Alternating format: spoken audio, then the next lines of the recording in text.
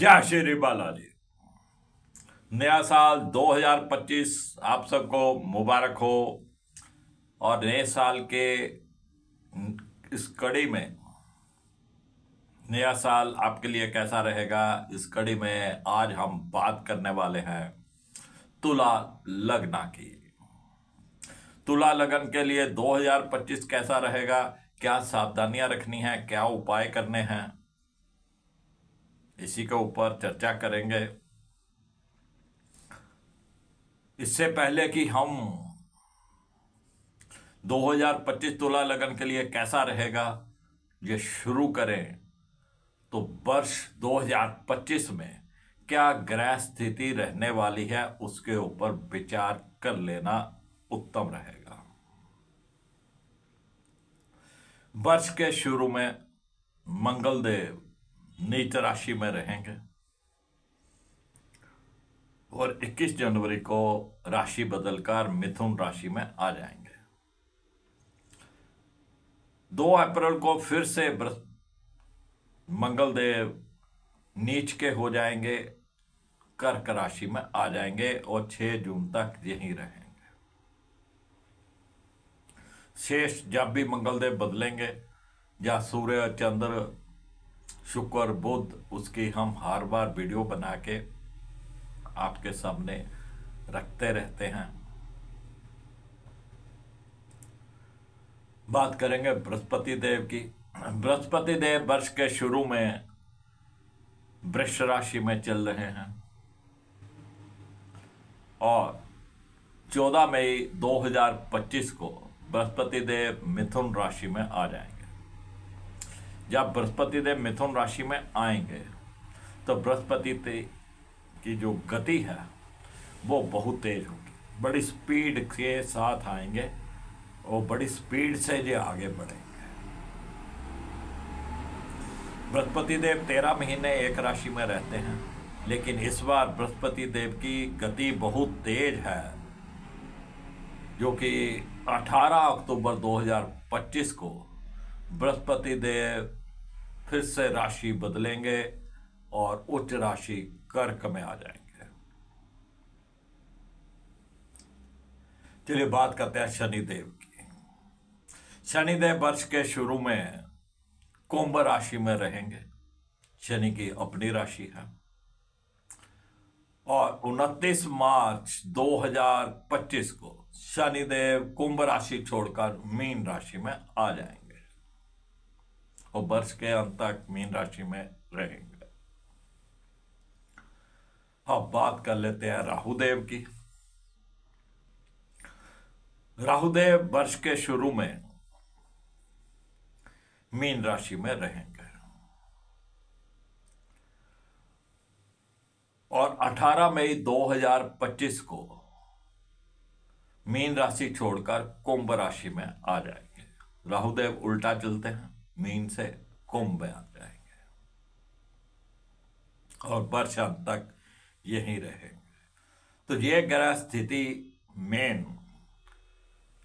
बड़े ग्रहों की 2025 में रहने वाली है।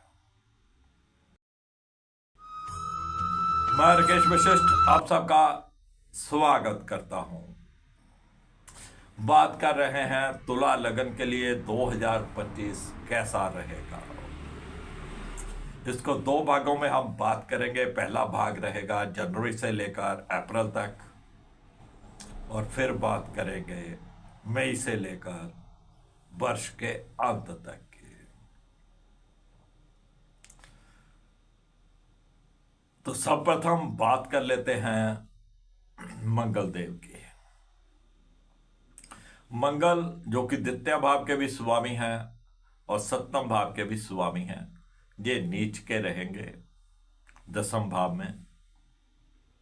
घर परिवार में कोई ग्रह क्लेश की स्थिति रह सकती है, आपके लाइफ पार्टनर के साथ कुछ मनमुटाव की स्थिति रह सकती है, आपके लाइफ पार्टनर की सेहत में कुछ उतार चढ़ाव हो सकते हैं, आपको अत्यधिक गुस्सा आ सकता है, आपके लाइफ पार्टनर को अत्यधिक गुस्सा आ सकता है। तो ये स्थिति जो है 21 जनवरी तक रहेगी।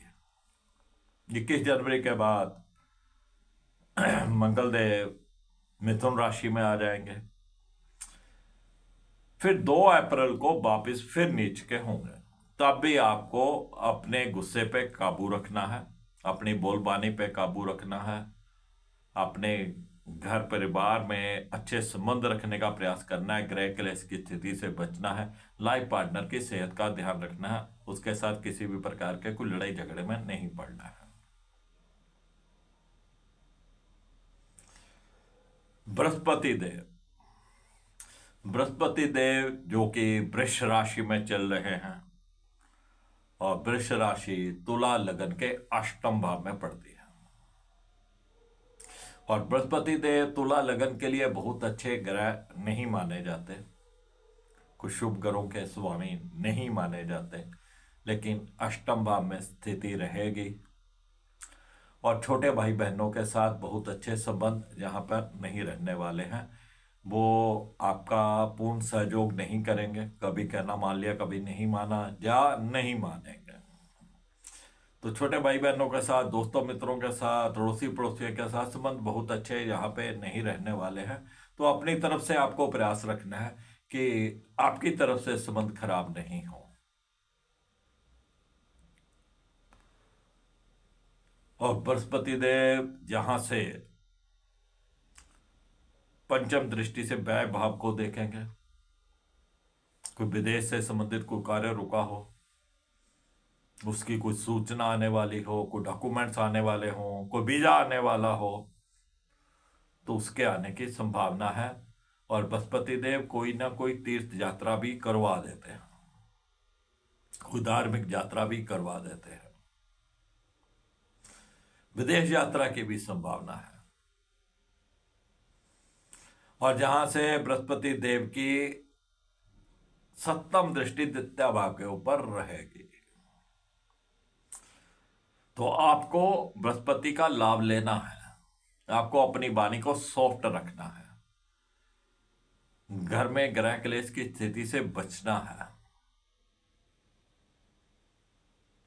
और जहां से बृहस्पति देव की 9वीं दृष्टि चतुर्भाव के ऊपर रहेगी, माता श्री की सेहत पहले से बेहतर रहेगी, कोई भूमि भवन वाहन आदि का सुख आपको यहाँ पे मिलने वाला है। कोई आपको प्लॉट लेना था, घर लेना था, कोई व्हीकल लेना था, या घर के अंदर और सुख सुविधाओं के सामान होते हैं, कोई टीवी होता है, कोई फ्रिज होता है, कोई एलसीडी होती है, कोई सोफा है, कुछ भी आपको इस तरीके की चीजें लेनी है जो आपको सुख देती हैं, तो उनके ऊपर कोई खर्च हो सकता है। इस प्रकार की चीजें आप खरीद सकते हैं, इन चीजों का सुख आपको मिलेगा। लेकिन बृहस्पति देव 8वें भाव में है। कभी कभार धार्मिक स्थान में, कोई भी धार्मिक स्थान हो, मंदिर हो, गुरुद्वारा हो, पीर की जगह हो, कहीं पे भी जहां पे आपकी आस्था हो, या जहां पे लंगर लगता हो, वहां पे आपको कुछ आलू दान करने हैं। आप अपनी इच्छा के साथ कुछ आलू वहां पे दान कर सकते हैं, पीपल को जल चढ़ा सकते हैं, कच्चा सूत पीला कर लीजिए, हल्दी के साथ उसको डाई कर लीजिए, और पीपल के चारों ओर 8 चक्कर आपको लपेटने हैं, और 8 वीरवार जो उपाय कर दीजिए, बृहस्पति देव आपके लिए शुभ फल देगा।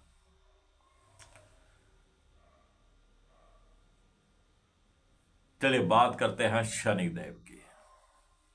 तो शनि देव तुला लगन के लिए योग कारक होते हैं, और योग कारक एक ऐसा ग्रह होता है जो अकेले ही राजयोग बना देता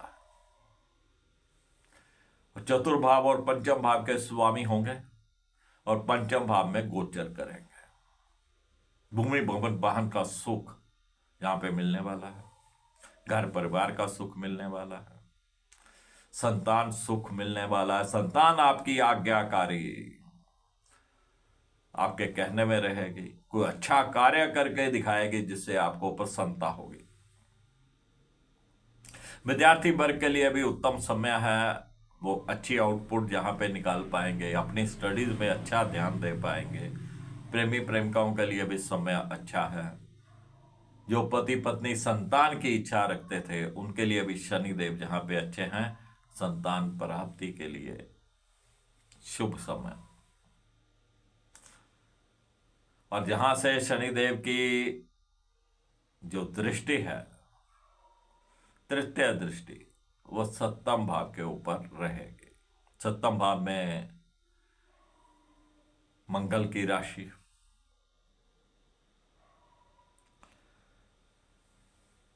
तो पति पत्नी की सेहत में कुछ उतार चढ़ाव, जैसा कि पहले भी बताया आपको, क्योंकि मंगल नीच चल रहे होंगे। जब तक मंगल नीच रहेंगे तो थोड़ा ध्यान रखना है आपको। यहां से शनिदेव की सप्तम दृष्टि लाभ भाव के ऊपर रहने वाली है, और लाभ भाव में शनि की मित्र दृष्टि रहेगी और लाभ की संभावनाएं यहां पे बनेगी। आय के नए नए साधन पैदा होंगे। इच्छा पूर्ति में भी शनिदेव सहायता करेंगे। कुछ जायज इच्छाएं आपकी होंगी वो पूर्ण हो सकती हैं। बड़े भाई बहनों के साथ अच्छे संबंध रहेंगे, आपके कहने में रहेंगे, आपको सहयोग करेंगे, आपके साथ कंधे से कंधा मिला के चलेंगे। लेकिन यहां से शनिदेव की जो दसम दृष्टि है वो द्वितीय भाव के ऊपर है, और वहां पर राहु की दृष्टि भी है। तो आपको अपनी बोलबानी पे काबू रखना है। आपकी भाषा खुश्क हो जाएगी। उधर से मंगल नीच चल रहे होंगे,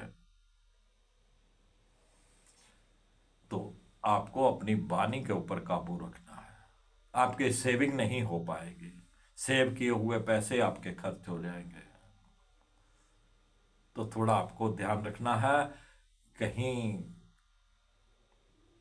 कोई सपेरा मिल जाए तो सांप को दूध पिलाइएगा।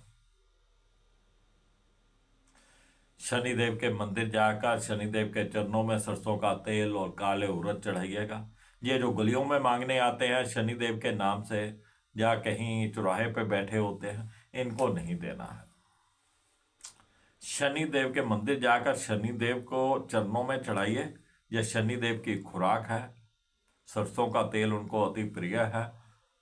जब उनकी टांग में चोट लगी थी तब उन्होंने तेल लगाकर ही उस चोट के दर्द को दूर किया था। तो शनिदेव आपको शुभ फल देंगे। चलिए अब बात करेंगे राहुदेव की। राहुदेव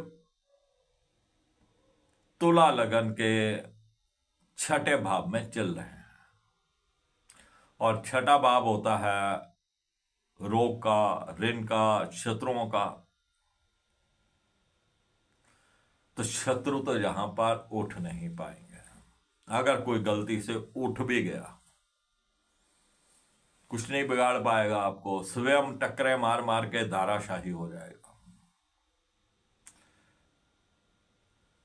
लेकिन राहुदेव की यहां से पंचम दृष्टि आपके व्यापार भाव के ऊपर, आपके कर्मा भाव के ऊपर रहने वाली है। वहां पे आपको अलर्ट रहना है।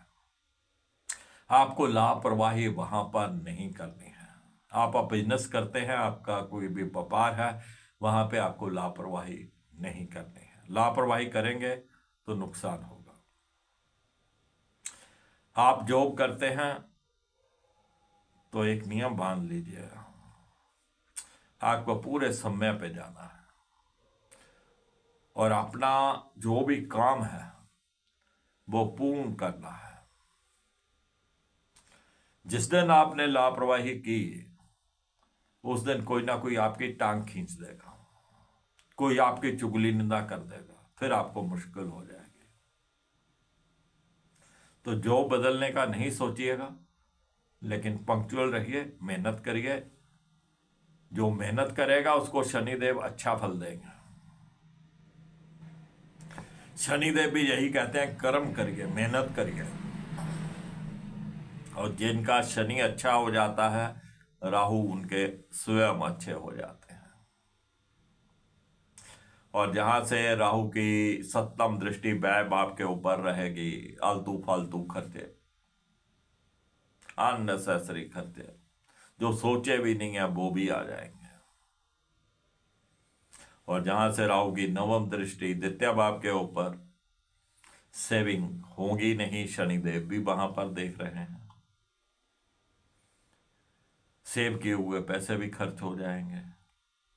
ग्रह क्लेश की स्थिति बन सकती है।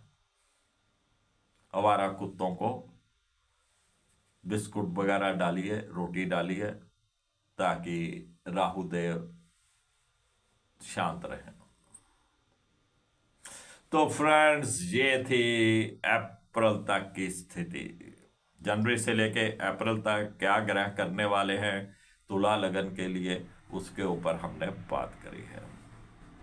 अब हम बात करने वाले हैं दूसरे भाग की, और दूसरे भाग में मई से लेकर वर्ष के अंत तक की हम बात करने वाले हैं। सर्वप्रथम बात हम अब राहु की ही कर लेते हैं। 18 मई 2025 को राहु देव मीन राशि छोड़कर कुंभ राशि में आ जाएंगे, और कुंभ राशि पड़ेगी तुला लगन के पंचम भाव में। संतान पक्ष से चिंता। संतान आपकी कहने से बाहर हो सकती है, आगे आपके जवाब दे सकती है। आपको अपनी संतान के ऊपर नजर रखना है, उनके दोस्तों मित्रों के ऊपर नजर रखने हैं, कोई गलत कार्य नहीं करें। विद्यार्थी वर्ग की कंसंट्रेशन टूट जाएगी, पढ़ाई लिखाई से उनका मन जो है थोड़ा हट जाएगा, बस बैठ जाएंगे पढ़ने के लिए लेकिन पढ़ेंगे नहीं, या अच्छी आउटपुट वो नहीं निकाल पाएंगे। तो विद्यार्थी वर्ग को चाहिए जब भी वो पढ़ने के लिए बैठे, मां सरस्वती के किसी मंत्र का पाठ करें या मां सरस्वती का ध्यान करें, और फिर अपनी पढ़ाई लिखाई शुरू करें। जब कंसंट्रेशन टूटे फिर याद करें मां सरस्वती को। मां सरस्वती का जो ध्यान करता है उसके जो राहु देव है वो शांत रहते हैं, नुकसान नहीं कर पाते।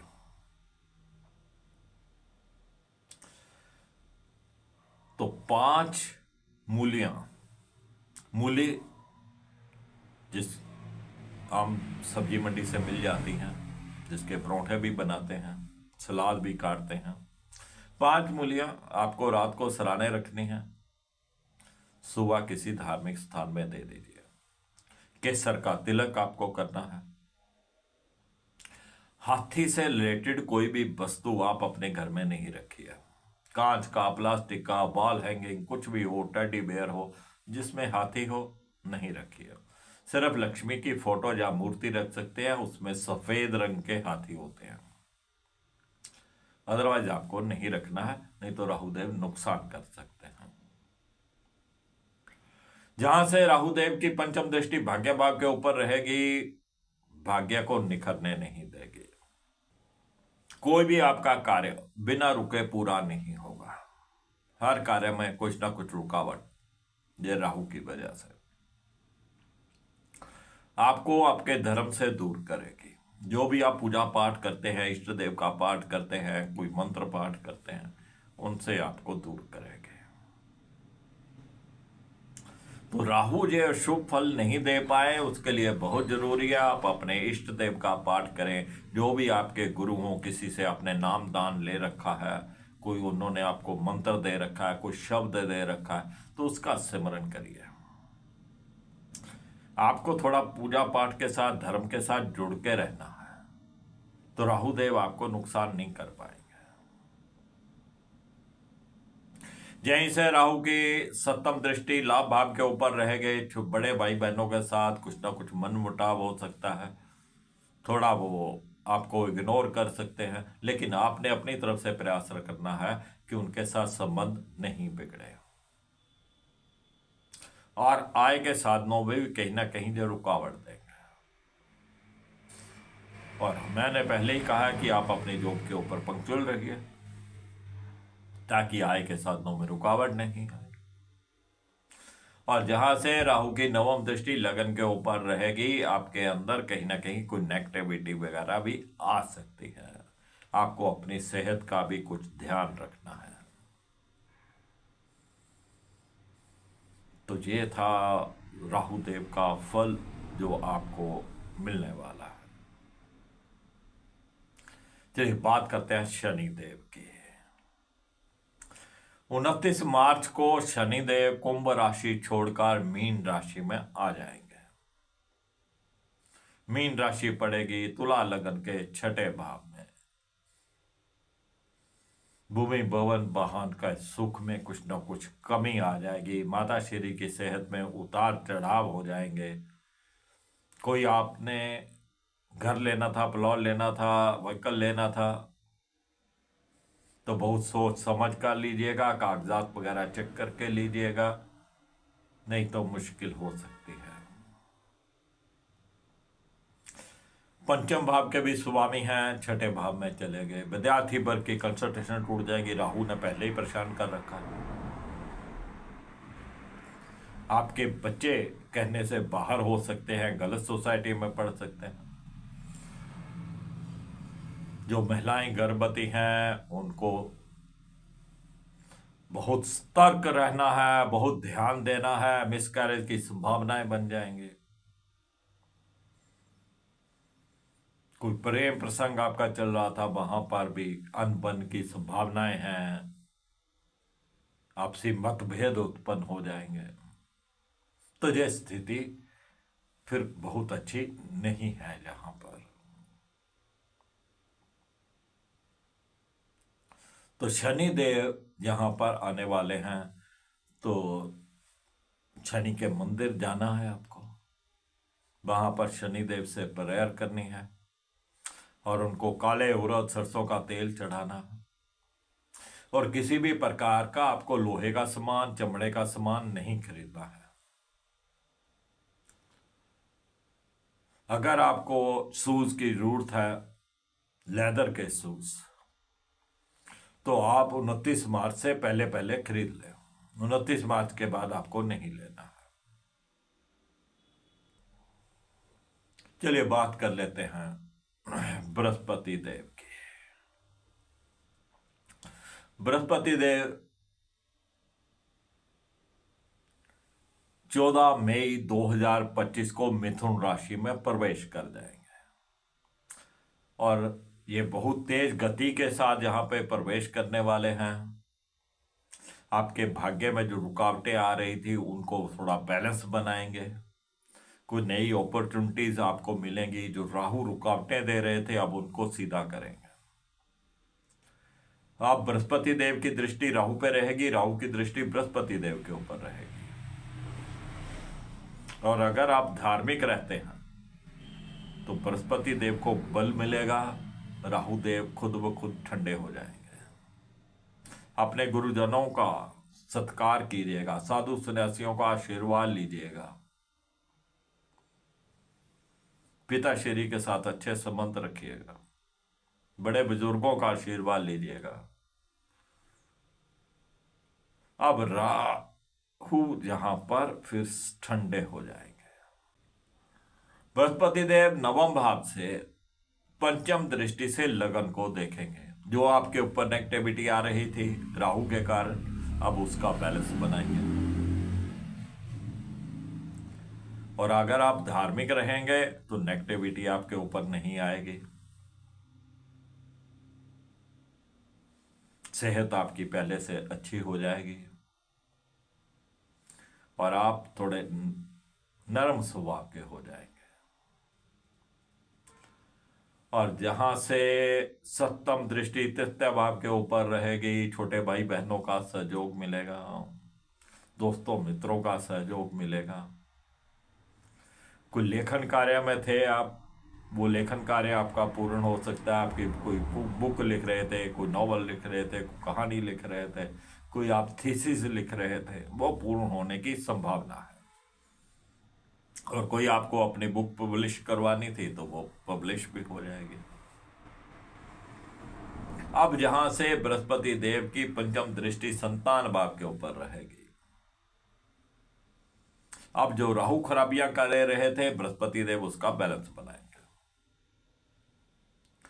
और आप धार्मिक रहेंगे तो बृहस्पति देव अच्छे रहेंगे। फिर आपकी संतान भी कहने में रहेगी, बच्चों का पढ़ाई लिखाई में मन भी लगेगा। तो कुल मिला के बृहस्पति देव को जहां पे अच्छा रखना है। और बृहस्पति अच्छे तभी रहेंगे अगर आप धर्म कर्म से जुड़ के रहेंगे। तो फ्रेंड्स, ये था वर्ष 2025 तुला लगन के लिए। बस बृहस्पति देव को थोड़ा काबू में रखिएगा, वर्ष ठीक ठाक निकल जाएगा। वीडियो पसंद आए लाइक करिएगा, शेयर करिएगा दोस्तों मित्रों के साथ। इस चैनल को बढ़ाइएगा, इस चैनल के साथ दोस्तों मित्रों को जोड़िएगा।